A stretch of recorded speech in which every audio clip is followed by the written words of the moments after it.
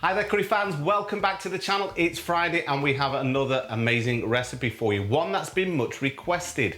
Now when I relaunched this channel, which was back in October, I mentioned a desire really to up our game when it comes to the BIR style of curry cooking. And what did I mean when I said that? Well, essentially try and get back to how curries used to be in the 1980s. Now if you're as old as me, you might remember the 1980s, that when you used to get a curry, perhaps on a Friday night after you've been out to the pub or whatever, those curries in the 1980s and 1990s were amazing. They were real proper curries that were, yes, BIR style. They had that lovely BIR sort of taste, but they also had a sort of authenticity to them in that they used whole spices. The sauces just had more flavor. You could taste the meat in the sauces. You know what I mean. I'm sure many of you can remember back to those days that follow me on this channel. And so when I launched this channel, I said, really, if we're gonna look at the BIR thing, let's look at it afresh and let's try and come up with recipes that reflect the 1980s. Hence, I started using more whole spices, freshly grinding spices like your cumin and your coriander and your garam masala, and really upping the game and perhaps using those spices instead of using mixed powder. So as I mentioned back then, we're running with a new base gravy, a base gravy that really reflects that ethos that I'm trying to sort of get back to. Now I've got numerous recipes for base gravy and everybody's got their own favorite, but this one is a bit of a fusion from my recipe that's in my ebook and what I'm trying to go for now with curries, getting them more sort of authentic, if you like. So let's have a look at what's going to go in this new base gravy. So let's check out our ingredients that are going to go into this base gravy. This will make about 7 litres once we're finished of base gravy, which is probably enough for a domestic setting, and as I've mentioned before, you can freeze it, and we'll talk about that a little bit more later. So what have we got? Well, we've got 2 kilograms of onions that have been cut in half. We've got 1/3 of a white cabbage that's just been cut into 2 chunks. We've got half a red pepper, half a green pepper. We've got a good handful of mung dal, not mung beans, mung dal.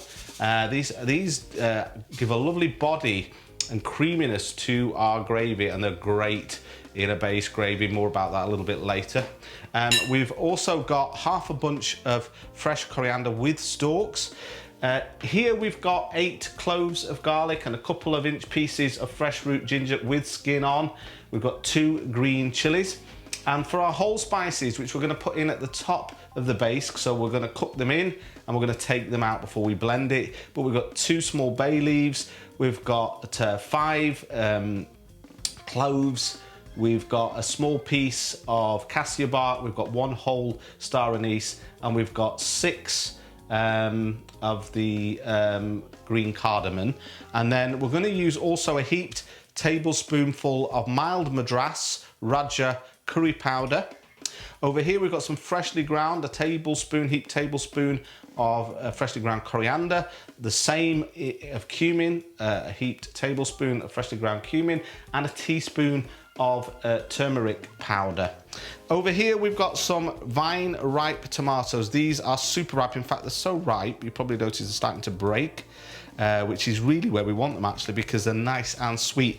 And just as in my Pakistani base gravy in my ebook, I recommend the use of fresh tomatoes. That's what we're going for with this base gravy here. Now coming back here, we've got a small piece of a block of coconut cream. This adds a lovely sort of sweet and creaminess to our base gravy, but we're just using a small piece like that in our base gravy.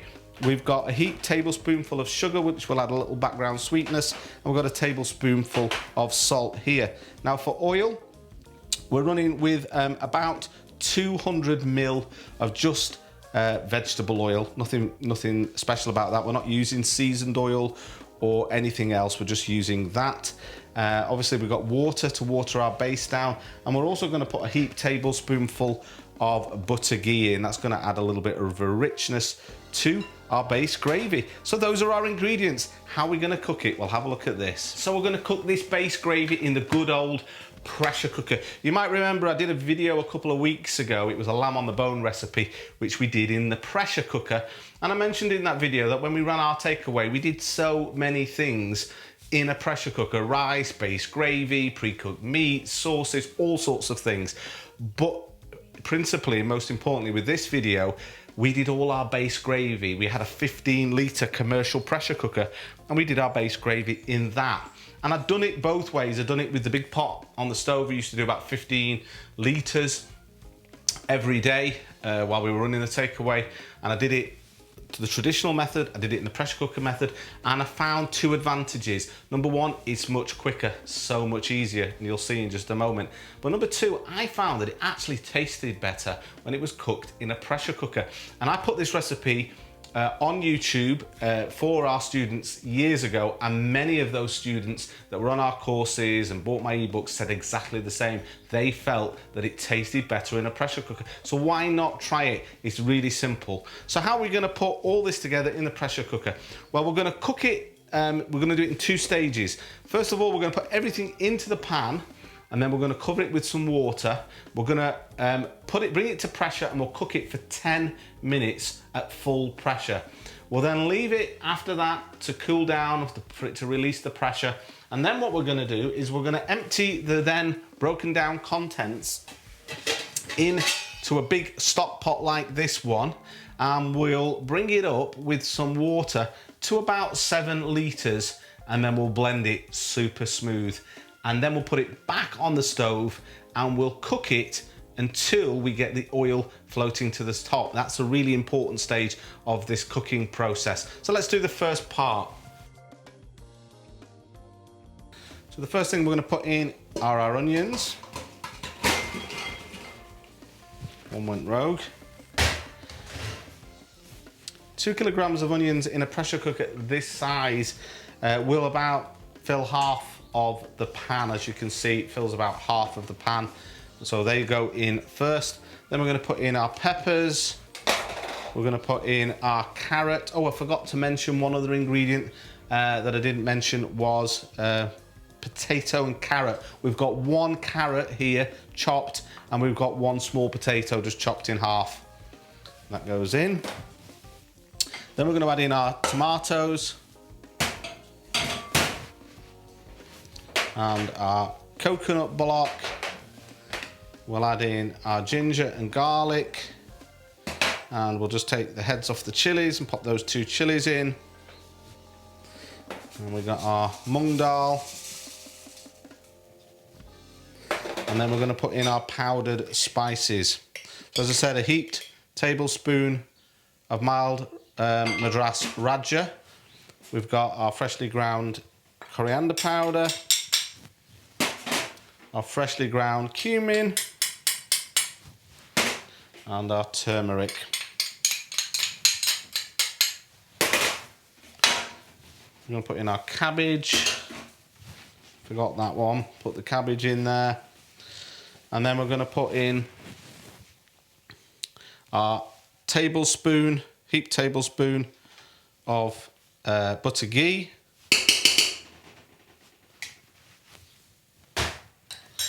And our oil.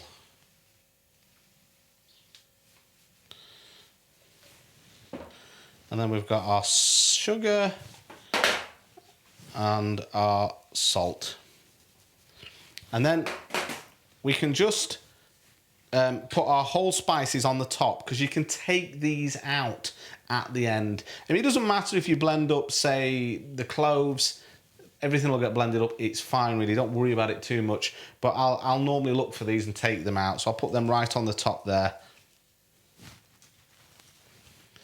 And we're going to add enough water till we just start to see it peaking above the onions. So this has got in it at the moment, it's got 1.5 litres of water. So let's just see how much that works out.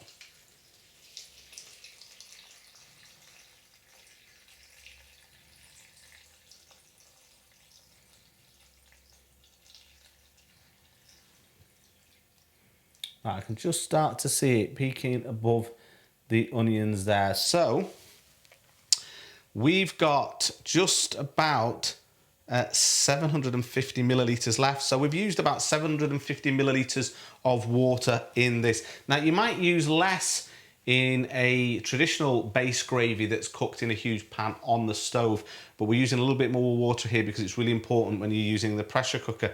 So that's gone in. So the only other thing that we need to add in, which we haven't added in yet, is our coriander.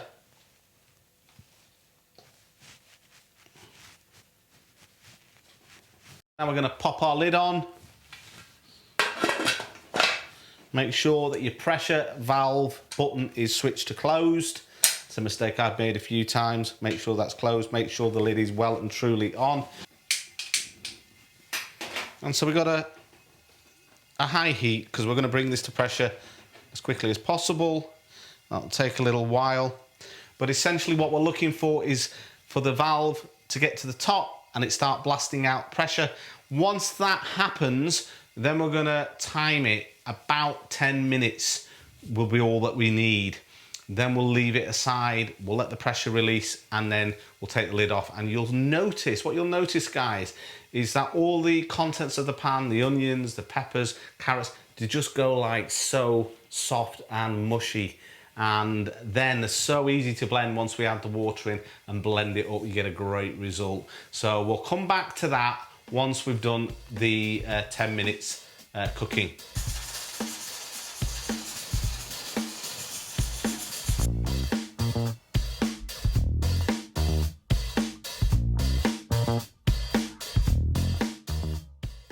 So it's been 10 minutes that our pressure cooker has been left. So we cooked it from pressure for 10 minutes. We've left it for 10 minutes. The pressure's all gone. The stopper's down. So we can now switch our valve to open and see what we've got inside.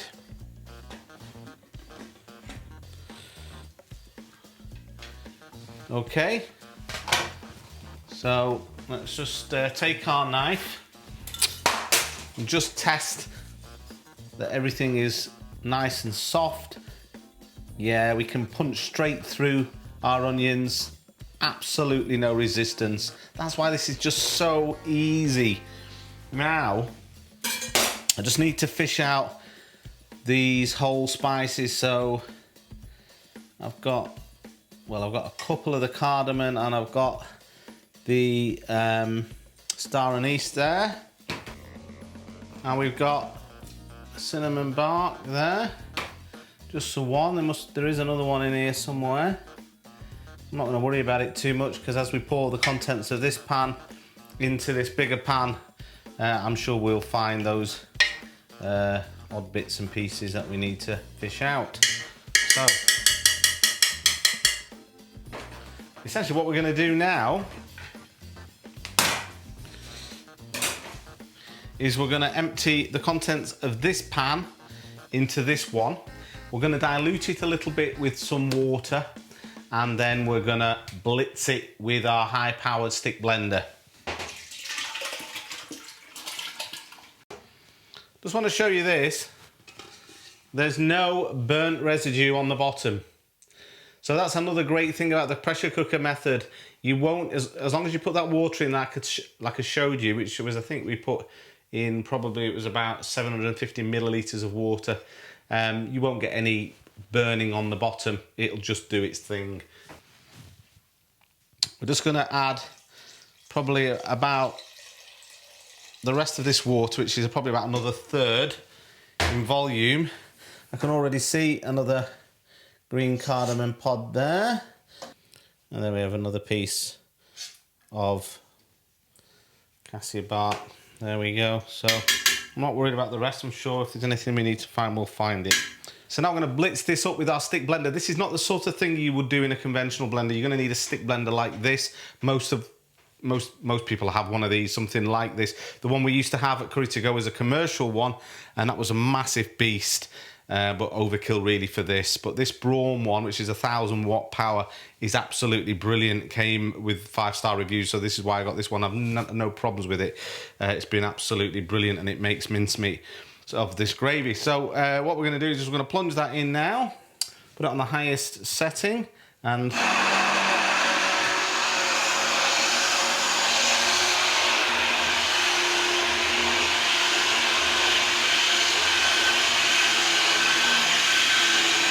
so We've blended up our mixture with a little bit of water,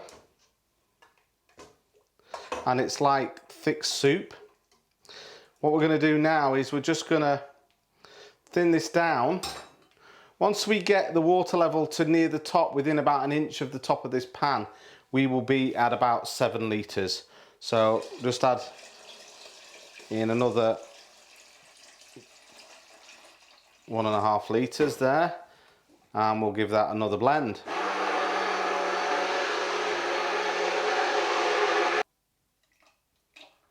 That's still way too thick for what we want. We're not far off 7 litres now, so we'll just give it another blitz. It's still too thick. We're probably going to add about another 750 ml of water. Just to think about consistency, is the secret to a really good base gravy is that you blitz it completely smooth.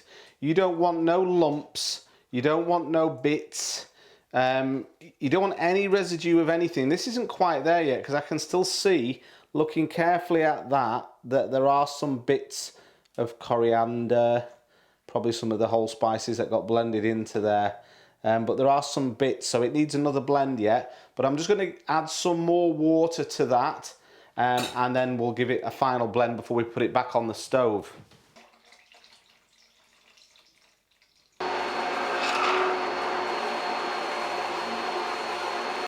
This is where you want it, which is really like full fat milk, perhaps a tad thicker than that, but that will be fine. Again, we can reduce this, and as we get it on the stove, it will reduce a little bit anyway. But that is nice and smooth now. It's like silk. That's what you're looking for. Nice and super smooth. Great. So the next stage is that we're going to put it back onto the heat now, and then we're going to put it on a low to medium heat, and we're just going to bring it to a rolling simmer. Once we've got it at a simmer, we'll take the heat down, and then we will just allow it just to simmer away lightly for probably about 45 minutes to an hour, until we see that oil that's in the actual gravy start to rise to the top. When we see that, we know it's done. And we'll put our flame on, well, we'll put it on medium to high just to get it to a rolling simmer and bubbling away on there.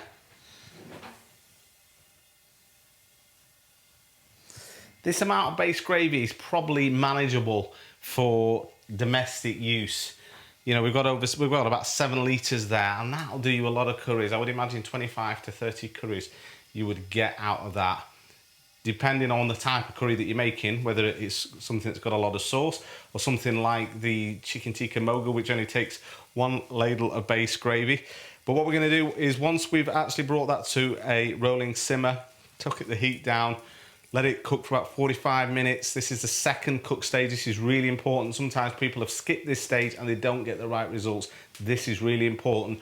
And in this stage, you will cook out the spices in the mixture. You will develop the flavors in the gravy, and this is really important. And when the oil comes to the top, that's the indication that it's actually cooked. And then when we've done that, then we're gonna take the heat off, and we'll then separate it into some containers, and we'll stick it in the freezer for use later on. So I'll come back once this is just starting to reach the simmer, and we'll take it down. Don't feel tempted to skim off the froth at the top. This froth will be mostly oil and spices that are just building up at the top. I suggest that you skim it and pour it back into the gravy, and keep on doing that. If at the end process you want to take off some of the oil because you want a less oily base, you can do that, but you need to complete this process. You need to wait until all the oil's floated to the top, once it's been boiling for a little while, and you've got that layer of oil, and then you can decide to take it off or leave it on.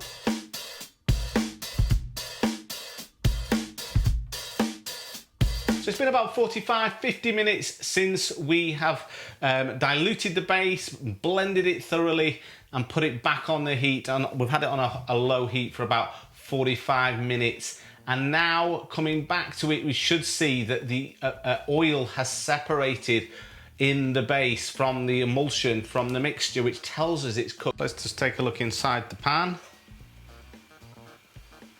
And as you can see, we can see the oil is floating on the top and has separated from the emulsion. So that tells us that our base gravy is cooked. But let's just talk about these containers just for a moment. I've got two sizes here. We've got the smaller type. You can buy these from your B&M bargains, Pound Stretcher, these type of places, and they're ideal for your base gravy and for freezing them. This smaller one is a 650 milliliter container, and this one here is a 1 litre, 1,000 milliliters. So the difference is that this one, you'll probably do 1 to 2 curries. So if you were just wanting to freeze an amount of base gravy for making, say, 2 curries, 1 or 2 curries, depending on how much gravy sauce is in the actual curry recipe you're making, then this is ideal for 1 to 2. This would be 3 to 4, again, depending on how much gravy you're going to use in your actual recipe. So you can choose between the two. I'm going to split it in that, obviously when we make curry in our house, we're making it for usually at least 3 or 4. It has been just 2 recently because of lockdown, just myself and Katie, but it's good to freeze larger amounts in case you have a few round, and let's hope after lockdown we're able to do that. So I'm going to split it between these 2 types of containers. I'm going to put some in the larger ones and some in the smaller ones.